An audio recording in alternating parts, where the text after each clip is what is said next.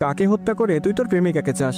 সত্যি বলতে তখনও আমার কাছে এটি মিথ্যে মনে হচ্ছিল, কিন্তু পরিস্থিতি অনুযায়ী আমিও বললাম, ওর চাচাতো ভাইয়ের জীবন নিয়ে নিপাকে আমার কাছে ফিরিয়ে দিন।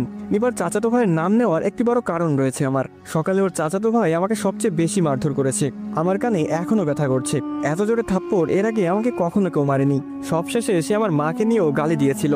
রাগটা বাস্তবে হোক না হোক, তবে রায়হানের কথা অনুযায়ী ঝেড়ে দিলাম কিছুটা। আমার আবদার শেষে রায়হান আমাকে আবার বলে, আপনার চাওয়া খুব দ্রুত পূরণ হবে। এ বলে রায়হান সেখানেই জ্ঞান হারাই। আমার কাছে সব তামাশা মনে হলেও এইবার যা দেখলাম তাতে কিছুটা বিশ্বাস হয়েছে। রায়হান যখন জ্ঞান হারিয়ে পড়ে যায়, তখন রায়হানের শরীর থেকে একটা কালো ধোঁয়া উড়ে গেল। চোখের পলকে আমি সেই ছায়াটা দেখেছি। তার পরক্ষণে দেখলাম মোমবাতিগুলা আপনা আপনি জ্বলে উঠেছে। অবিশ্বাস্য ঘটনা, এইটা তো সম্পূর্ণ অলৌকিক। তবে কি আমি সত্যি কোনো জিনের সাথে কথা বলছিলাম? আমার এসব ভাবনার মাঝে রায়হান শোয়া থেকে উঠে। সে তার মাথাটা চেপে ধরে আছে। হয়তো তার মাথায় কিছুটা যন্ত্রণা হচ্ছে। মাথা ধরে উঠে সে আমাকে বলে, শয়তান তোর দাসত্ব হয়েছে, এখন থেকে আর আমাকে লাগবে না। এই নে কিতাবটা, যখনই তাকে দরকার পড়বে তখনই একটা রুমে 4টা মোমবাতি জ্বালিয়ে মন্ত্র পড়বি। আর মনে রাখবি, তোকে নাপাক অবস্থায় থাকতে হবে। প্রস্রাব করার পর কিছুটা হাতে নিয়ে গায়ে ছেটাবি। কাজ শেষে আবার আমার কিতাব আমাকে ফিরিয়ে দিস। এতটুকু বলে রায়হান বসা থেকে উঠে সামনে থাকা মোমবাতিগুলা এক এক করে বক্সে ঢুকাই। আমার হাতে সুতোটা সে নেয়নি। ওটা নাকি শয়তানকে ডাকার শক্তি। শয়তান যাত্রার ডাকে সাড়া দেয় না। এসব বিভিন্ন কথা বলতে বলতে রায়হান কুফুরি করার সব জিনিস বক্সে ঢুকাই। বক্স খাটের নিচে রেখে বলে, যা বাসায় চলে যা, আর দাওয়াত দিতে যদি ভুলে যাস তাহলে তোর খবর আছে। রায়হানের কথা শুনে যেন আমার ভিতরে একটা খুশির ঢেউ জেগে উঠলো। সত্যি তাহলে নিপা আমার জীবনে ফিরে আসবে? আমি আবার তাকে পাবো, আমার প্রেমিকা হিসেবে না, এইবার হয়তো বউ হিসেবে পাবো। এই পাওয়া চাওয়ার বিষয়বস্তু অনেক মর্মান্তিক। এই বুঝি হেলে যাচ্ছে, আবার এই বুঝি কিছুটা হারাচ্ছে। তবে যত কিছুই ভাবি, রায়হান আমাকে একটা পথ দেখিয়েছে, এটাই আমার কাছে অনেক। খুশিতে আমি রায়হানকে জড়িয়ে ধরে কাঁদতে শুরু করি। রায়হানকে বিদায় দিয়ে যখন বাড়ি ফিরে এলাম, আমার মা বাবা আমাকে দেখে কান্না আরম্ভ করেছে। আমি কোনোভাবে তাদের সান্ত্বনা দিয়েছি, কিন্তু সান্ত্বনাটা তখন আমার দরকার ছিল।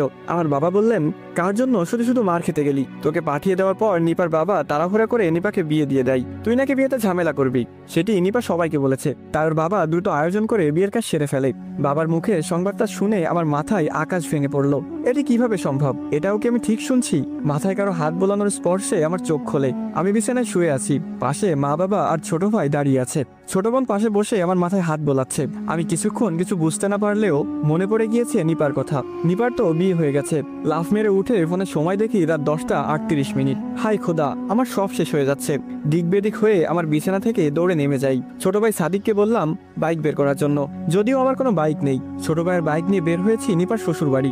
আমার হাতে একটা লোহার পাইপ। আজ নিপাকে নিজের হাতে খুন করার ভূত চেপেছে মাথায়। জানি আপনারা এখন আমাকে পাগল ভাবছেন, তবে বাস্তবতা অনেক ভিন্ন।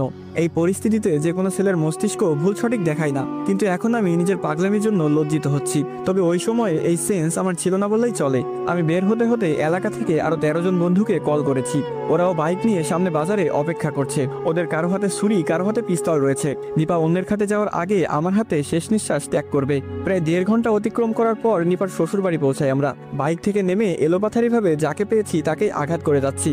পিস্তল নেওয়ার উদ্দেশ্য শুধুমাত্র ভয় দেখানো। আঘাত করেছিলাম লোহা, SS পাইপ এসব দিয়ে। আমি আর আমার ভাই সহ 4 জন বাড়ির ভিতরে ঢুকে যাই। বাসরঘর সাজানো রুমের সামনে ফুল ভরা। দৌড়ে গিয়ে দরজায় লাথি মেরে দরজা ভেঙে ফেলেছিলাম। হয়তো রাগ মাথায় না থাকলে সারাদিন লাথি মেরেও দরজা ভাঙতে পারতাম না। তবে ওই সময়টাতে কিভাবে যেন ভেঙে ফেলেছি, তাই এখনো আমি বুঝতে পারছি না। আবার হতে পারে দরজাটা আগে থেকে দুর্বল ছিল। তবে রুমে ঢুকার পর যা দেখেছি তা দেখে আমার পুরো শরীর কাঁপতে শুরু করে। নিপার স্বামী শর্ট প্যান্ট ঠিক করে যাচ্ছে, আর নিপা পেটিকোট পরতেছে। তবে হাঁটু অব্দি পড়েছে মাত্র, পুরোপুরি পরেনি। আমার স্থানে আপনি থাকলে কি করতেন? তার মানে এতক্ষণে নিপা তার সতীত্ব শেষ করে দিয়েছে। গত 8 বছরে যে মেয়েটার প্রাইভেট প্লেস আমি দেখার চেষ্টাও করিনি, একেবারে বিয়ের জন্য যত্ন করে রেখে দিয়েছিলাম, সেই মেয়েটা আজ অন্য পুরুষের সাথে এইভাবে। না সুমন ভাই, আমি এই অনুভূতি প্রকাশ করতে পারবো না। তবে যা পারবো বলছি। নিপাকে এই অবস্থায় পেয়ে আমার শ্বাসকষ্ট বেড়ে যায়। বুকের ঠিক বাঁ পাশে চিনচিন ব্যথা অনুভব করছিলাম। এতদিন মুভি বা গানে শুনতাম, কবিদের কবিতাতেও শুনতাম। নারীর কষ্টে বুকের বাঁ পাশের ব্যথাটা সত্যি সহ্য করার মতো নয়। আমার হাতের লোহার পাইপটা দিয়ে মনে হচ্ছিল নিজের বুকে নিজে ছিদ্র করে ফেলি। চোখটা ভিজে এসেছে আমার। হাত পা কাঁপতে থাকায় দাঁড়িয়ে থাকার শক্তি পাইনি। আমি সেখানেই বসে পড়েছিলাম। বসে শুধু ভেজা চোখে নিপার দিকে তাকিয়ে আছি। মানুষ এভাবেও রূপ বদলাতে পারে কিভাবে?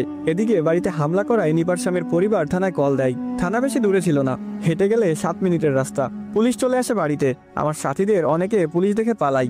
আমার ভাইও পালিয়ে যায়। শুধু আটকা পড়েছিলাম আমি সহ 3 জন। যখন পুলিশ আমাকে নিয়ে যাচ্ছিল, তখনও আমি নিপার দিকে এক দৃষ্টিটা তাকিয়ে আছি। আপনি বিশ্বাস করবেন না সুমন ভাই, ওই সময়ে আমার সত্যি বুকের ভেতরটা চিনচিন করে যাচ্ছিল। আমার ভিতরে কেউ চিৎকার দিয়ে কান্না করছে, তবে উপরে আমি একদম শান্ত বসেছিলাম, তাই দাঁড়াতে পারিনি। পুলিশ আমাকে টেনে টেনে নিয়ে যাচ্ছে।